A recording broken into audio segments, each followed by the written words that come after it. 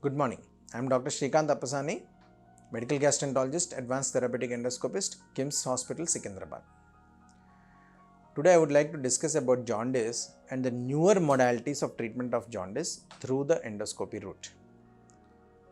We all know that various causes of jaundice are there, and some of them are because of obstruction to the bile duct, because of stones, cancers, and there are some situations where we cannot really operate and remove them completely.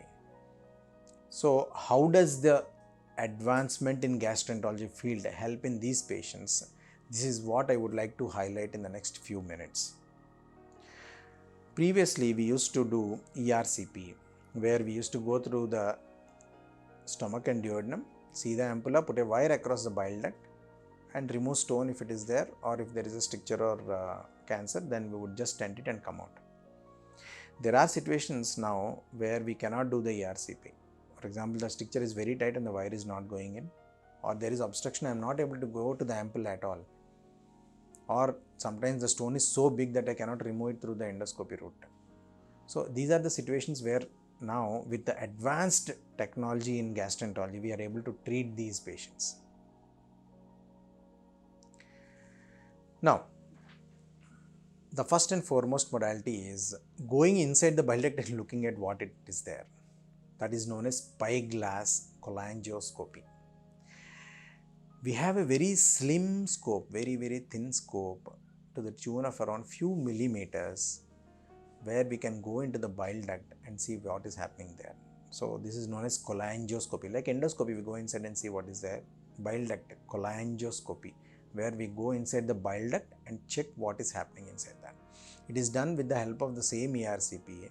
Instead of using wires and other things, we use the cholangioscope, go inside the bile duct, take biopsies if there is a tumor there, or if there is a large stone, we use lithotripsy. We have now laser, extra hydraulic lithotripsy, etc., where we can pulverize the stone and actually remove it. Previously, when a large stone was there, we used to do mechanical lithotripsy. Sometimes we were not successful in those procedures, and the people used to go for CBD exploration. Surgeon. Even a surgeon knows CBD exploration is not a great surgery because nobody really wants to meddle with the bile duct. So now with the advancement of this cholangioscopy, spyglass, we are able to go inside the bile duct, see the stone appropriately, break it into pieces. Sometimes with the HL we can actually pulverize the stone, make it into powder, and then clear the bile duct. This spyglass has not only helped us in breaking the stones, but in diagnosing problems. Previously, when the bile duct stricture, cholangiocarcinoma was there, it was not diagnosed properly because brushings which we used to take has only 30% sensitivity. Now we are able to go inside and take the biopsies appropriately. We are able to get almost 70 to 80% success rate in picking up the bile duct cancers. Now, to diagnose these tumors and bile duct diseases, we have a newer modality known as endoscopic ultrasound, where we do an ultrasound with the help of an endoscope and diagnose these tumors.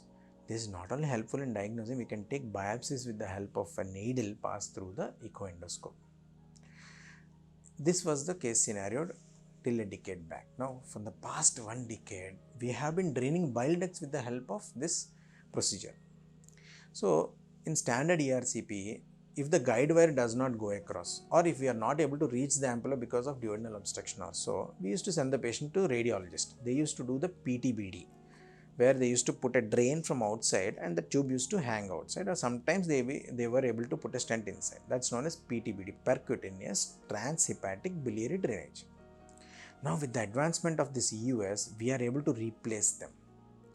Like for example, if we are not able to go across the bile duct because of some tumor around the ampulla, we can puncture the bile duct in D1 itself and put a metallic stent then and there itself. It is known as choledochoduodenostomy. With the help of endoscopic ultrasound, we can directly place a stent into the bile duct from the level of D1.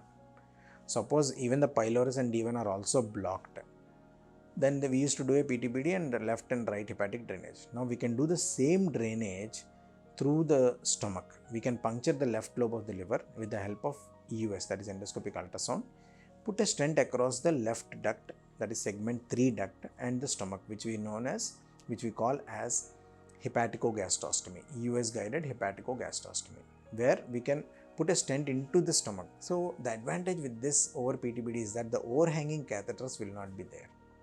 Obviously, these are very sick patients, they don't have a much lifespan. Even if we give a quality life for 3 to 6 months with the help of inside stent and no overhanging tubes, that is a good thing for them. So EUS has helped in revolutionizing this type of care, where we can actually puncture the bile duct or the branches of the bile duct and then put stents inside the stomach, inside the duodenum or inside the ampulla, so that the jaundice reduces, and then these people have some quality of life even if they are advanced metastatic malignancies.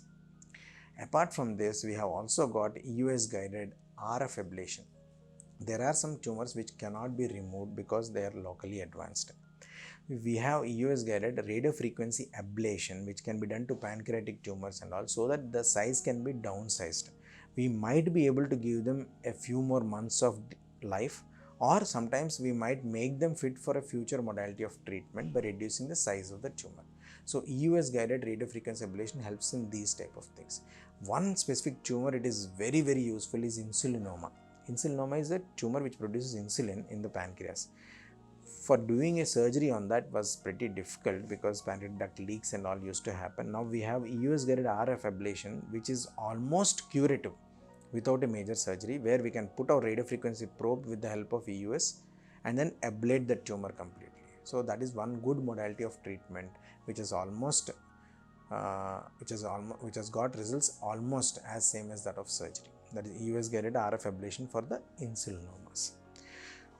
I would like to reiterate the point that advancement of gastroenterology has made life simpler for those patients who have these advanced malignancies, etc., by preventing the overhanging tubes and sometimes preventing surgeries also.